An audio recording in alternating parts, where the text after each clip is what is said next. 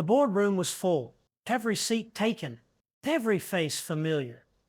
These were his people, men he'd done business with for decades, men who owed him favors, men who'd made fortunes because of Ewing Oil connections, men who should have been loyal. They weren't looking at him. JR stood at the head of the table, his usual spot, the power position, where he'd orchestrated 1,000 deals, where he'd crushed competitors and built alliances and turned losses into victories through sheer force of will. Tonight was different. The votes had been counted. The numbers were clear. The hostile takeover had succeeded. Ewing Oil, the company his father had built from nothing, the empire JR had spent his life expanding, was gone. Sold, transferred to new ownership. And JR Ewing was out. Not demoted, not reassigned.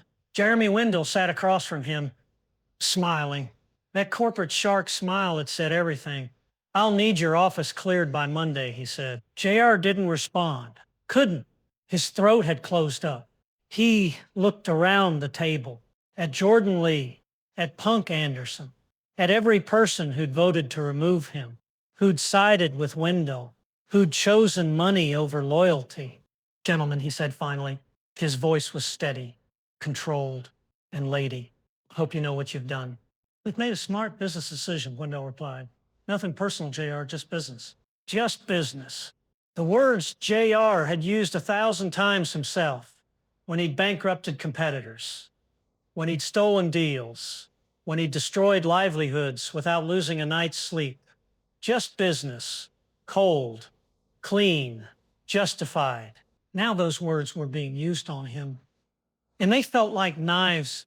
He walked out of the boardroom with his head high, back straight, face composed, every eye in that room watching him, waiting to see if he'd crack, if he'd rage, if he'd show weakness. He gave them nothing. The elevator ride down felt eternal, 42 floors, each one measured in seconds that stretched into hours. His reflection stared back at him from the polished brass doors.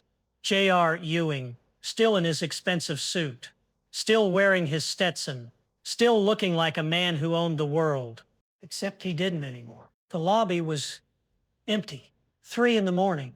The cleaning crew had gone home. Just JR and the night security guard, who nodded respectfully, still treating him like the boss, still not knowing that the man walking past him had just lost everything. His car was in the executive parking garage, reserved spot, his name on the wall, JR Ewing. That would be gone by Monday, too. Painted over, replaced with someone else's name, like he'd never been there. He sat in the driver's seat but didn't start the engine. Just sat there in the darkness. The leather seat that had molded to his body over the years. The steering wheel his hands knew by touch. Everything familiar. Everything about to become past tense. Larry Hagman later said this was when it stopped being acting. When something in him connected to something in JR that was too real, too raw. He'd built his career playing this character, had become famous, rich, recognized everywhere he went. Ewing was his identity as much as Larry Hagman was. And in that car, in that moment, he understood what it felt like to lose that, to have everything you'd built be taken away, to sit in the dark and face the fact that you're not invincible, not untouchable, not the smartest man in the room after all. The drive to South Fork was automatic, muscle memory. Through Dallas streets, he'd driven 10,000 times, past buildings where he'd made deals, restaurants where he'd entertained clients, the city that was supposed to be his kingdom. He'd lost before. Of course he had. You don't play the game as long as JR without taking hits. But he'd always bounced back, always found an angle, always turned defeat into opportunity. That's what made him JR Ewing. The ability to land on his feet, no matter how far he fell. This was different. This wasn't a setback. This was annihilation. They'd taken the company, his position, his purpose, everything that defined him. Without Ewing Oil, who was he? Just another rich man with a ranch. Just another has-been with stories about the old days. The thought made him physically sick. South Fork was dark when he arrived. 4 a.m, everyone asleep, the house quiet. He parked and sat in the driveway for another 20 minutes. Couldn't bring himself to go inside, to face the bedroom where Sue Ellen would be sleeping. The study where Jock's ghost still lived. The ranch that represented everything his family had built. How do you walk into that house and admit you lost it all? Finally, he went inside, walked straight to the study, didn't turn on the lights, just poured himself a drink in the dark. Scotch. Neat. He downed it in one swallow, poured another. The leather chair creaked when he sat down. Jock's chair. JR's chair. The chair where Ewing men sat when they made decisions that shaped empires. Where they planned and schemed and built dynasties. JR sat there and felt like an imposter. His father would be ashamed. That's what hurt most. Jock had trusted him with the company, had believed JR could not just maintain what he'd built, but expand it, make it bigger, stronger, more powerful. And JR had lost it. Let Jeremy Wendell outmaneuver him. Let the board turn against him. Let everything slip through his fingers like sand. "I'm sorry, Daddy," he said to the empty room. His voice cracked. "I'm so sorry." The tears came then. Not the calculated tears he'd used to manipulate someone. Not the performance tears for a funeral or a dramatic moment. Real tears. The kind that come from a place so deep and dark you don't even know it exists until something breaks you open. Larry Hagman wasn't acting anymore. He was feeling something authentic. Something that connected to his own fears. His own understanding of what it meant to lose your identity. Your purpose. The thing that made you matter. He cried in that chair for an hour. Maybe longer. Time stopped meaning anything. Just him in the darkness and the weight of failure pressing down until he couldn't breathe. Bobby found him at dawn. Came downstairs to find his brother still in yesterday's clothes. Sitting in the dark. Face red and swollen. Glass empty in his hand. "I heard," Bobby said quietly. JR didn't look at him. "Then you know." "I know they took the company. I don't know if that means they took you." "It's the same thing." "No." Bobby walked into the room, sat in the chair across from his brother. "It's not. The company is what you did. It's not who you are." JR laughed. Bitter. Hollow. "You never understood. The company is exactly who I am. Without it, I'm nothing. You're my brother. You're a father. I'm a failure." JR finally looked at Bobby. His eyes were raw, broken. "I lost what Daddy built. I let Wendell take it. I sat in that boardroom and watched every person I thought was loyal vote against me, and there was nothing I could do." The helplessness in his voice was devastating.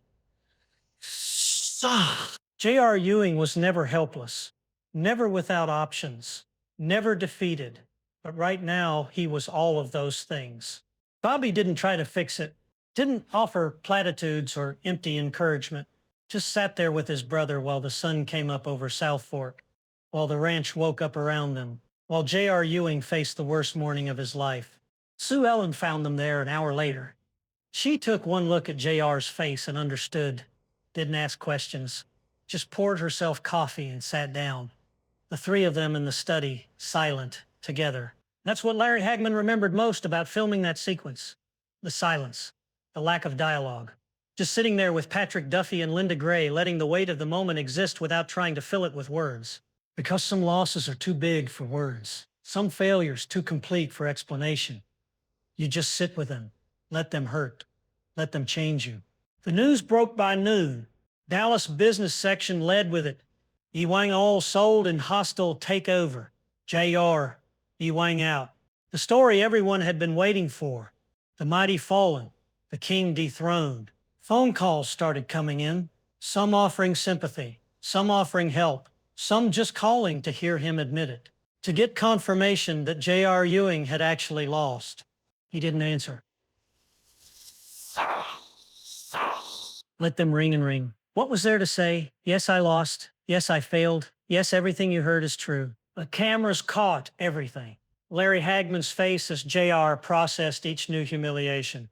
The phone ringing. The newspaper headline. The looks from his family. Each one another chip in the armor. Another crack in the facade. By evening, he still hadn't changed clothes. Hadn't shaved. Hadn't done anything but sit in that study and drink.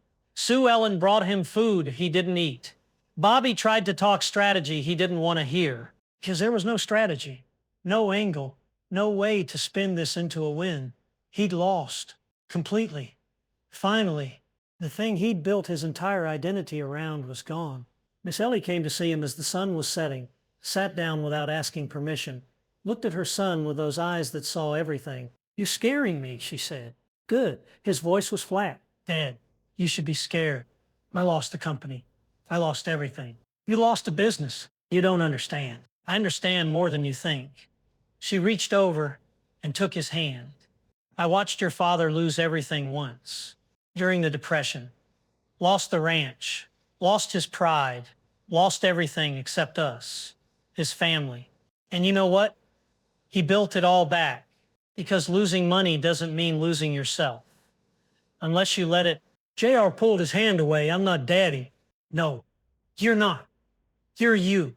And you need to decide if losing this fight means you stop fighting, or if it means you fight different." She left him alone with that thought. The night deepened. The house got quiet. JR sat in his father's chair and stared at nothing. Larry Hagman's face showing everything. The devastation, the shame, the fear, the anger. All of it cycling through without resolution. This wasn't a performance anymore. This was an actor understanding his character so completely that the lines blurred. Larry knew what it felt like to build something, to risk everything on it, to have it be your identity and your purpose and your reason for existing. And he knew what it would feel like to lose that, to sit in the dark and face the possibility that maybe you weren't as good as you thought, that maybe you'd peaked, that maybe the best days were behind you and all that was left was decline.